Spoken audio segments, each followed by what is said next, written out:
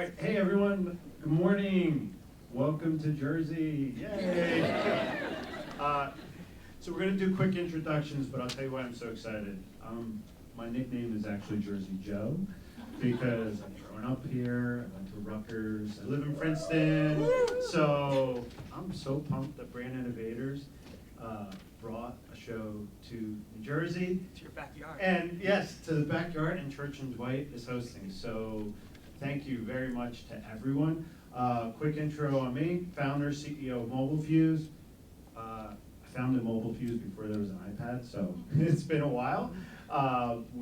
Essentially what we do is, whether you buy programmatically or managed, 1 out of every impressions across apps is powered by Mobile Fuse. So we work with 350 accounts, and that's us.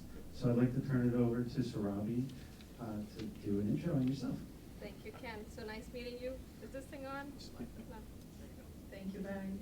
Always here for you. Yes, my chief learning partner. Thank you so much, guys, for coming. It's heartwarming to see so many Church Dwighters, so many leaders from the industry. I want to say the average marketer IQ in the zip code must be rolling off the charts today if anybody has to do a blurb on that. So that is fantastic. I do want to acknowledge Ken. Thank you for being our moderator. But also thank you, Laurie Kirshner, Dawn Puskas. Please stand up. The two ladies who single-handedly have made this happen in partnership with Vito, Sydney, and a ton of Brand Innovators folks. So acknowledging their amazing effort that's been on for more than 6 months, I want to say, right? Calendars and everything else have not been easy, but looking forward to a brilliant lineup of a lot of CPG brands today. So answering Ken's question now. My name is I thought you were pointing back. Yes. My name is Surabhi Pokhriyal. I'm the Chief Digital Growth Officer. What that means is I think I'm the chief troublemaker in, where the company pays you to create trouble and disruption in the company. That's what they signed up. And Barry was like, did I really sign up for this? But it's okay. So I lead all things digital, e-com, marketing, and sales cross-functional, and elevating, what digital should mean in the current consumer context for Church Dwight. In my past life, I have played a lot of CPG bingo, starting with Procter & Gamble, on to a lot of consulting firms and working for Estee Lauder, L'Oreal, and Coty Beauty, and then Johnson & Johnson and Colgate most recently. So yes, I have a decent amount of CPG network, and I'm super proud to say I am a believer of your net worth is your network. It makes a huge difference. So looking forward to this session today. On to Barry. Surabhi has many great quotes, right? Your net worth is your network.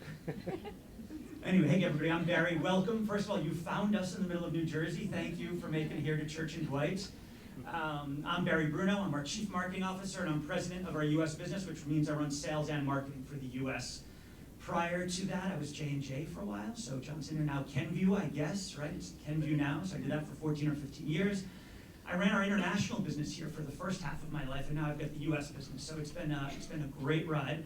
One of the best things I did is bringing Surabhi here, who is the positive provocation that we needed on all things digital. And we're having a heck of a lot of fun. You can see from our wall of brands, you may not have known Church Dwight, but I bet you recognize a lot of those brands.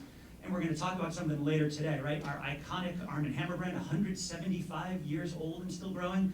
And then Hero, our newest addition, just a 5-year-old in our portfolio. And we're going to talk a little about that later. How do you keep brands growing? And that's why I'm so happy we're here with each of you today. There is a lot of brand horsepower in this room. I'm so appreciative that you're here.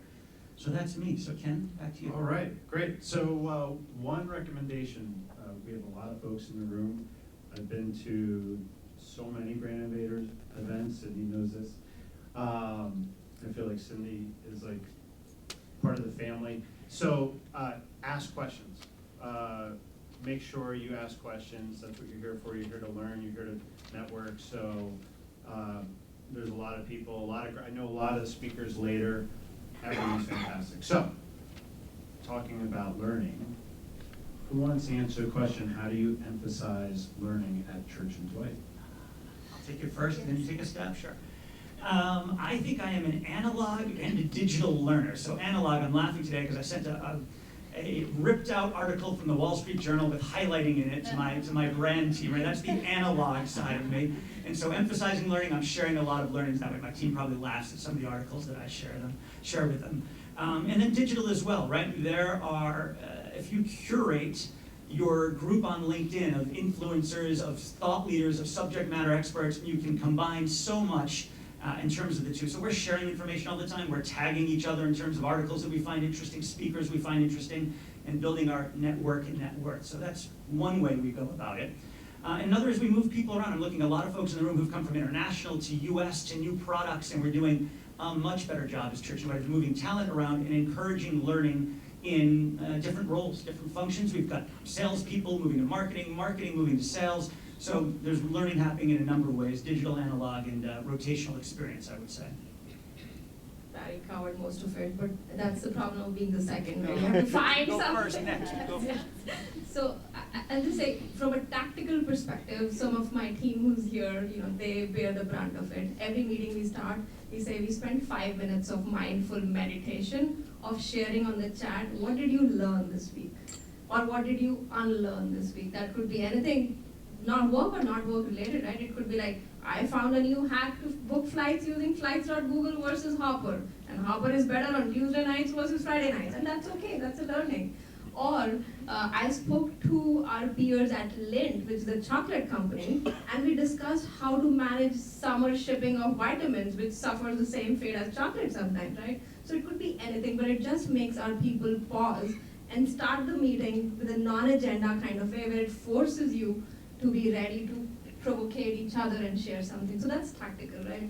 I'm also a firm believer of learn it all, not know it all, right? And that speaks to what Barry was saying about how we groom our talent, rotating in different functions. Because I've played a ton of CPG bingo, I can confidently say the type of general management acumen that is at Church Dwight is outrageously awesome. People in sales can speak as eloquently to category share and shopper insights as a market researcher might be, and vice versa, right? That happens because A, we are super lean. I'm sure Church Dwighters in their seats are squirming. Yes, we are lean, we need more people. But there's a positive outcome of that where you become so sharp about learning it all and not necessarily knowing it all. And finally, I'll say, our people and many people who are good learners have a good growth mindset. Those of you who have young kids, kindergarten, this is a big concept of Angela Duckworth, grit and growth mindset. You just want to say that, I don't know it yet. And yet is a big word, right? It's not like, I don't know how to make, hypothetically speaking, direct-to-consumer more profitable. I just don't know it yet, right? So that's the kind of reinforcement that we try to be more conscious. We'll take any ideas on how to make DTC more profitable. If anybody wants to imagine. Sorry, this is a crowdsourcing moment. So I'll give it back to you, Ken. Thank you. Did you just say CPG bingo? I don't know if phrases caught that. So obviously emphasizing learning is really important here. Do you have, Surabhi, you could go first. Yes. What examples has it led to success or outcomes? So it's great to learn, but then to tie it to success, like where have you seen that be helpful? I mean, there could be so many tactical examples, like the example I was giving of shipping vitamins in the summer. That's the same fate chocolate has. So talking to a candy or chocolate company, that's a tactical example. But I'd say more than that, it's the habitual focus on learning and making sure you're able to execute it in some way, big or small.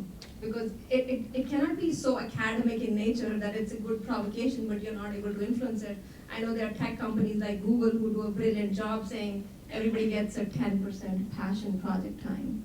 That may not be as viable in many companies. I'm not saying which one, but if that is not viable, how do you find your passion points of learning something and bringing it back to the organization? Sometimes lean organization also gives you autonomy to try new things that are super hard in large matrix organization, right? So if you believe, say, and I'll give you practical examples from my side of the world here. If you believe ratings and reviews drive consumer decision making, and you believe that's not just an online influence, it's a brick and mortar influence, this company allows you to experiment that and figure out how might you make that happen, right? So those are a couple of things, but at the core of it, I think it's for people to find the right sources. Like Barry was saying, we keep sharing articles and learning and keep tagging each other. Sometimes that just means putting an hour each week to say, this is my quiet Friday afternoon learning time where all the articles that Barry sends and tags we have to read up and reflect on it. So, plus we are a big acquisition-oriented company. So part of that learning just comes by virtue of when you have the brilliant, say, hero folks, I see some of them in the room, Alan and others, you just understand to learn more, to know more from the companies you have acquired. So Ken gave me a pause, a sign. No, we only have 2 minutes, and I definitely staying with opening up for questions.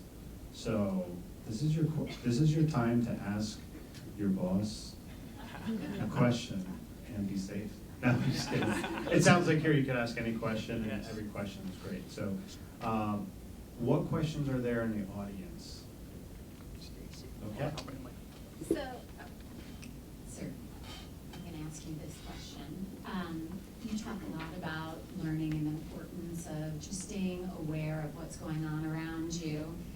And we've talked about this. It's hard for all of us to find the time. How do you personally find the time to stay up to speed with the latest and greatest? Barry's gonna hate me for this because he's like, stop sending me and tagging me to more stuff. At 3 a.m. At 3 a.m. So there are two things. I don't think, Stacey, I have a solve for it. I just want to say I try to be intentional about it because I genuinely enjoy it myself, right? I don't do it as a chore, so to say. But I try to combine it with chores. I'm not a young mom anymore. I'm a mom with young kids. And I listen to a ton of podcasts. Because listening and multitasking is easier for me as a person than reading or watching a video is. So when I do fold laundry, I do the dishes, I do lawn mowing, which I love, which is my meditation. Yeah, which my husband is like, yeah, go for this. Yeah. So I do really loud podcast listening while doing this chore, so to say, Stacey. So that's one of my productivity hacks, and I listen to them at 2x the speed, and you jump around if you don't like it, right? That is one. Second, I'm an early AM person usually, so 4 to 6 AM is me time where I like to reflect and read and walk and just collect my thoughts. I won't say that's for everybody, but I just want to say, if you make learning intentional, even if it's 30 minutes a week, it's almost like meditation and exercising. It's just like building that mental muscle. It's sometimes doable. It takes a little bit of effort. We have time for one more question. Who's got the question? All right, here we go. Coming around. I'm going to probably trip over this. No. It is Mary Beth from Church Dwight. All right, so this is for either of you. What is the biggest thing you've unlearned as part of our acquisitions recently? Oh, wow. Unlearned is part of our acquisitions. Wow. I think that's a tough one, Mary Beth. I would say I've learned so much from them, but unlearned, again, I think it's things don't have to be 100% buttoned up and perfect. Things don't have to be so researched to death. Things don't have to be so overthought. Move fast, test, move quickly, fail fast, move on, even more so. I think we do a decent job of that as Church Dwight. We're smaller than a lot of the big guys, but I think the acquisitions have brought us a hunger to move much, much faster. So I'd say that it's been a continuous unlearning from my days at J&J to here to looking at some of the acquisitions. That's how I'd answer that one. I love it. Let's give it up for Barry and Surabhi.